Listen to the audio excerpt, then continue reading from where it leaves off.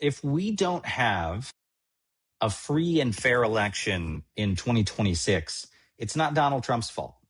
It's our fault because Donald Trump doesn't actually have the powers and authorities and the wherewithal to go hijack an election. He actually doesn't. Now, he can try, but he doesn't have those permissions. But he also doesn't need to do that to influence an election. All he needs to do is bear hug the tried and true tactic of voter suppression to flip the election. This is what has happened many times in our country's history, including, to Black Americans in the South who are very familiar with what voter suppression looks like. It can take many forms, but the underlying tactic is figure out what population you don't want to vote, make it really hard for them to vote, discourage them from voting, beat them down.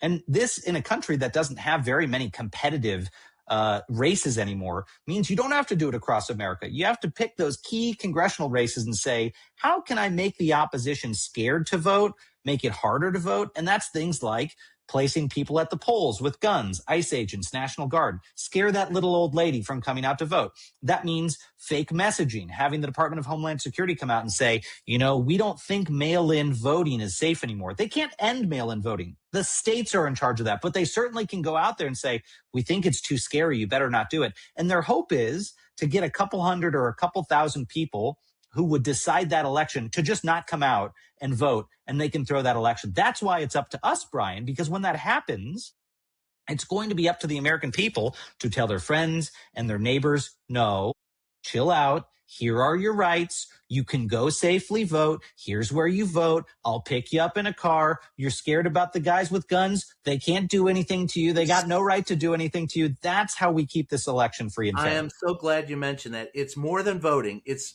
getting people to the polls. It's volunteering in precincts to count the votes, to be precinct captains, to be there outside.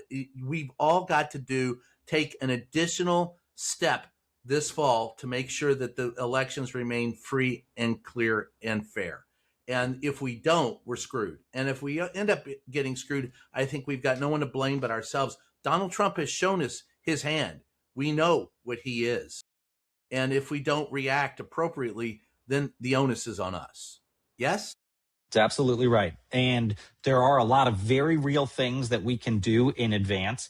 I would imagine, I strongly suspect we will see attorneys general in some of these competitive battleground states preemptively suing the Trump administration because some of these things that the president is saying, he is already laying a fact pattern that is a dream scenario for lawyers to say, this guy is going to attempt to meddle in our elections and state law, and federal judges, please issue an injunction to keep him from doing so. So I imagine some of that's going to happen. Seize the ballot boxes, things like that. That's right. That's right. These are gifts to lawyers around the country to use to protect their elections. And, he can't help himself. He lays the strategy out there, and he couldn't help himself in 2020. A year before the election, he said, coups are afoot. There's a civil war in the offing. If I lose, it's not because of me. He was telegraphing what he was going to do. He's doing the same thing now. But this time, we're not going to hope for the best and react belatedly to the worst. We are going to react ahead of time. We are preemptively going to protect our elections.